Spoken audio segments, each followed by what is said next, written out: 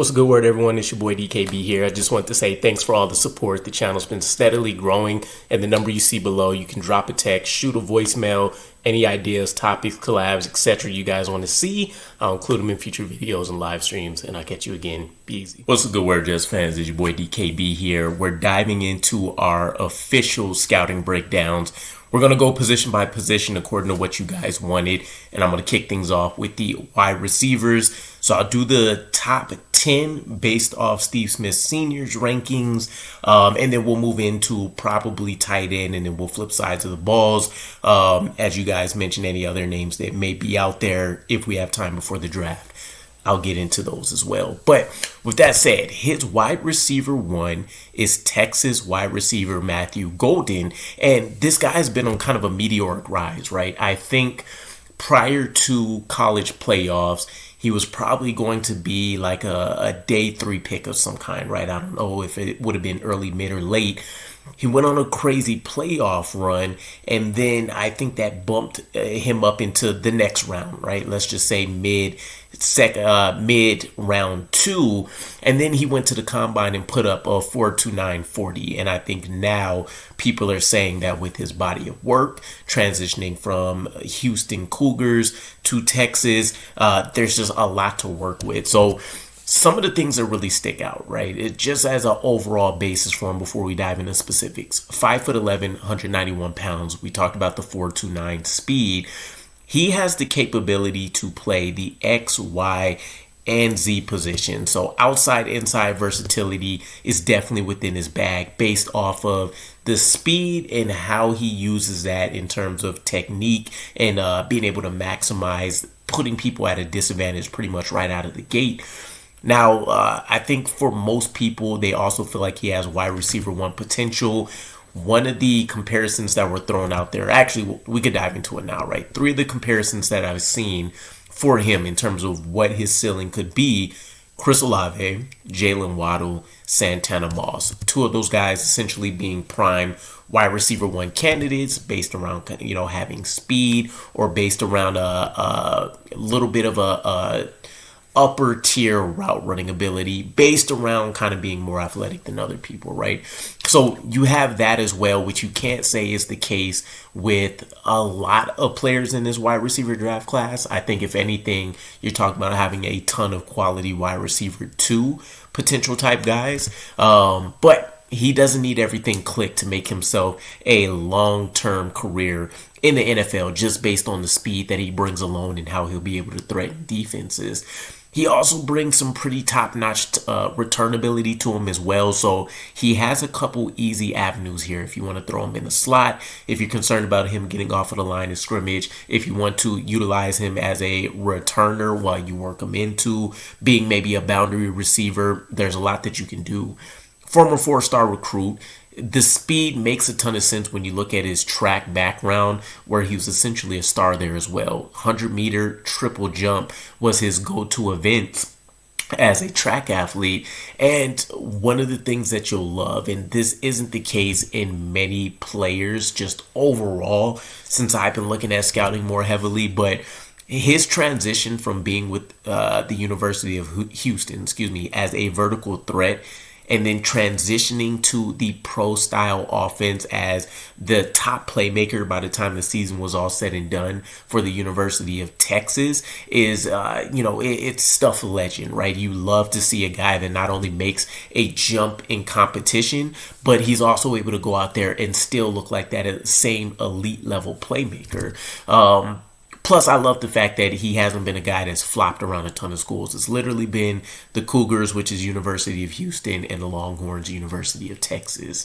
2024, he's coming off of 58 catches for 987 yards and 9 touchdowns. Even during his tenure with the Cougars, he put up 13 touchdowns, was setting a record as a freshman where I believe he had 7 right out of the gate. Either way, this is a guy that's made it known that he's going to have an impact on the game from day one. Now, a lot of the things that I love about him when I looked into it, right? He does a phenomenal job at being able to alter his tempo to separate on his route breaks, right? This is a guy that if you're talking about, there's an art to running vertical routes, right? I think for people that aren't super familiar with this. It's not just I run faster than you and I just need to play to develop and the quarterback to be looking and targeting me. There's a lot of nuance to being able to create that extra little bit of separation or giving your quarterback a clear window to, give you a back shoulder throw or an over the shoulder throw, or really just put in a vicinity where only the wide receiver can catch it and they don't have a DB that's draped all over him, and he makes it definitely look like a work of art for him. Body control is a huge plus. There's definitely a little bit of that Garrett Wilson-esque hype sensation when you look at some of the throws that have come his way that really he had no business making. And I think that would be the obvious comparison for a lot of people here, just based off some of the comps I already threw out. So people will question, why would you potentially want to have two Garrett Wilsons on a roster? I want to say it was Tony, the GM, one of you guys anyways, that commented. You made a really good point that I've been chewing on as, the off season's progressed. Would you not want an offense? Obviously, you want a little bit of a different skill set, or maybe a bit of a different physical archetype that a team has to guard against. But how many teams could legitimately stop two Garrett Wilsons if they were on the field? Not many, right? So I would sign up for that every day of the week, and I'm sure plenty of you would as well.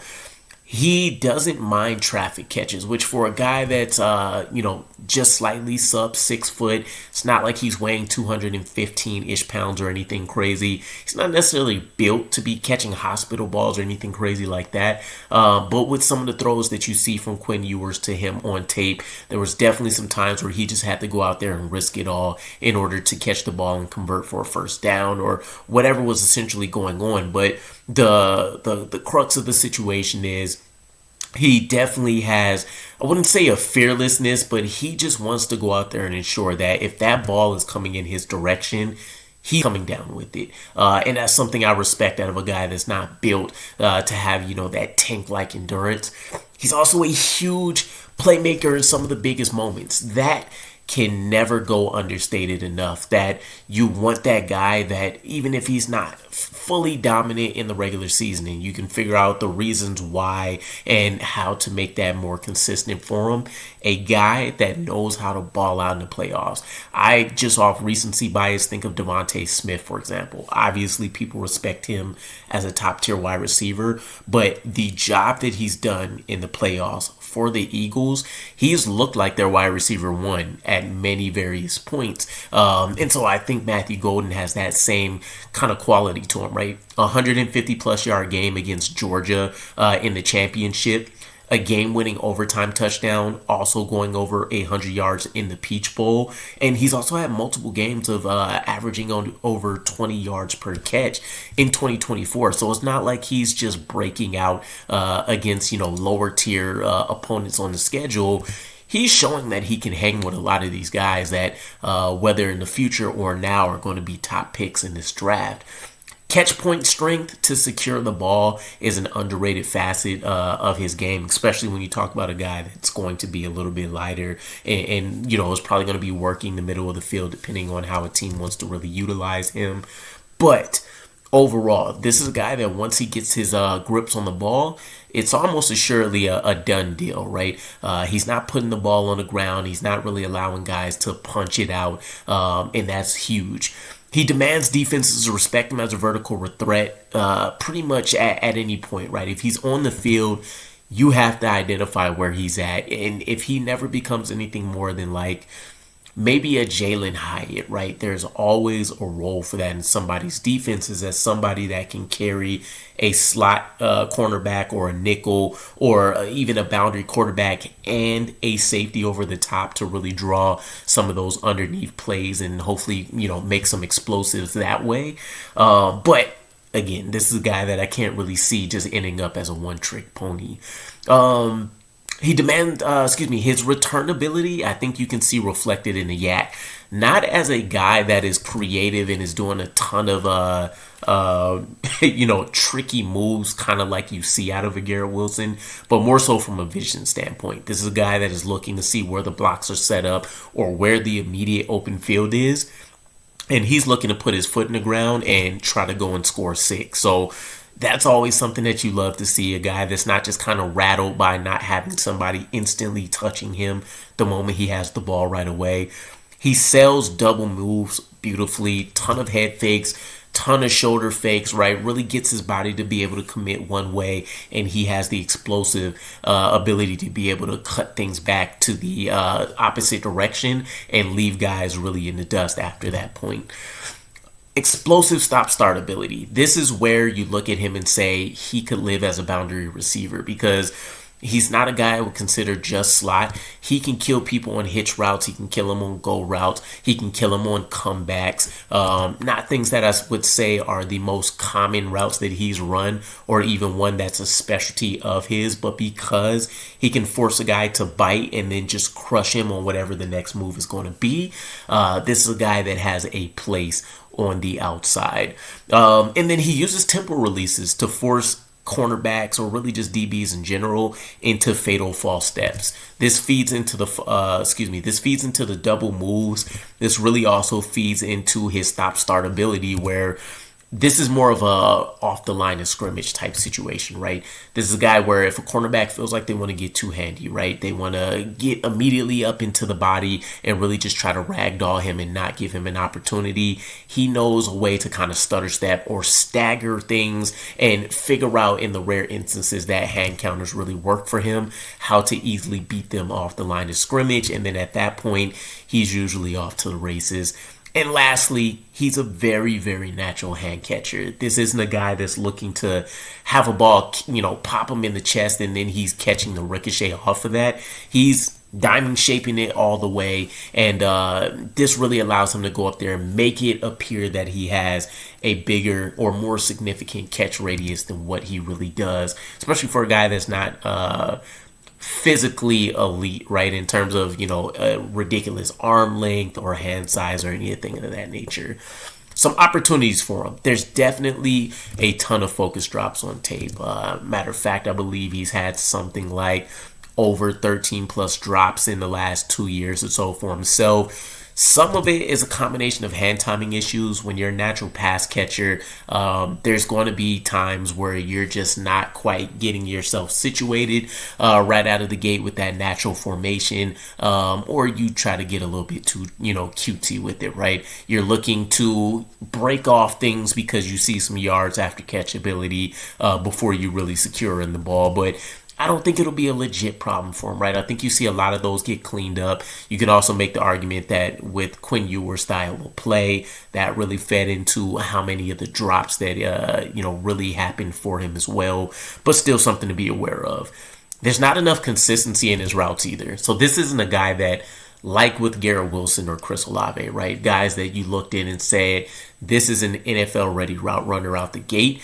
Matthew Golden is definitely going to be solid, if not, just pretty average across the board in terms of all three levels, but that makes him more impressive. This is a guy that generally tends to live off his speed and then working that into his route running, as opposed to being a technique-based route runner, and there's nothing wrong with that, which makes his upside even more I want to say exclamatory, I guess, for lack of better words here, right? Plays not directed towards him, right, or where he understands that maybe he's not going to be the hot reader, the go-to target. There's going to be a lot of those plays where you notice, the fire isn't there, right, or maybe the attention to detail isn't quite there, and that's not something that's going to fly in Aaron Glenn's new offense, I would expect, or with Tanner Engstrand, right? He's going to want guys committed down to the last second. So this is something that needs to be cleaned up, or at least addressed, and the team would feel confident in if they were to draft him. Doesn't stay synced in terms of sinking the hips and really being able to explode and kind of I don't know, make it a little bit more inconspicuous, the route that he's going to run, right? That's going to be really one of the biggest question marks, because he doesn't set things up the same way, or he doesn't have necessarily a ton of variety in his releases, or really how he kind of breaks things off, because it is speed based. This is a situation where guys that are, looking at film, they can key in on what some of those routes are, eliminate some of those options, and they can kind of get the jump on him, or at least be able to play a little bit better in phase against him when realistically they shouldn't. Additional strength, maybe via additional strength, whether that's adding on some weight or just getting into that NFL weight training program and being able to handle things a little bit better against some of these stronger, longer DBs will really help him out a lot as well, especially when it comes to leverage control and not being necessarily bullied out of the particular routes that he may be running where he's already at a disadvantage. Blocking is going to be a huge question mark with him. He can't maintain or stay engaged in his blocks a lot. This is a guy that you see getting overpowered. He's getting ragdolled. He's kind of getting tossed to the side. The most he can really do is kind of devolves into a flag football game where at that point you're just looking to try to get your body in the way and in front of somebody long enough to see that the play, had some level of success. But it's definitely going to be a huge area of his game that teams are going to want to look to improve. Some of that may be able to get resolved just by gaining some of that additional strength or weight. But overall, he really needs what feels like a technique overhaul there. Improving his hand counters. This comes when, as it relates to press release, more so with the DBs he'll face that have that arm length advantage. He's going to want to find out a way to bypass these guys and be able to attack his routes right out of the gate, as opposed to necessarily having to rely on some of those tempo releases against him that may not necessarily work against guys that are better acclimated to handling some of those. And then lastly, there's going to be question marks around the injury. He had a foot surgery in 2023. I believe that same year, maybe a little bit before, there were some rib injury issues that crept up as well. So anytime, this doesn't even just impact speed receivers, but especially for them, and if a lot of their game is based around that as opposed to technique, you have concerns and you want to make sure that you're fully comfortable with the rehab, how things are progressed. Maybe it's a one and done issue as opposed to a long-term type thing. Couple of things, but overall, the body of work, what he's produced, the level of competition increase, still seeing how he performed, especially in a stretch, especially considering Isaiah Bond was really supposed to be the speed threat guy for that offense and really the top option for them. And he came in there and just said, not today, try again. So I love the fact that he was not only able to up the competition in terms of going to the SEC, but even within that school as well, he was able to take the top job from an incumbent. So speaks well to the mentality and a lot of the things that he may have to deal with when he comes to the New York Jets. But all in all, let me know what you guys think. I've heard people willing to risk taking him at number 7. I'm not quite there. I don't even think I'm sold on Ted McMillan at 7 realistically. But in a trade back situation, if he still happens to be on the board and you still want to prefer a wide receiver, I would definitely take a solid look at him. So again, let me know what your guys' thoughts are on what your thoughts are on Matthew Golden here. And I'll catch you guys again. Peace.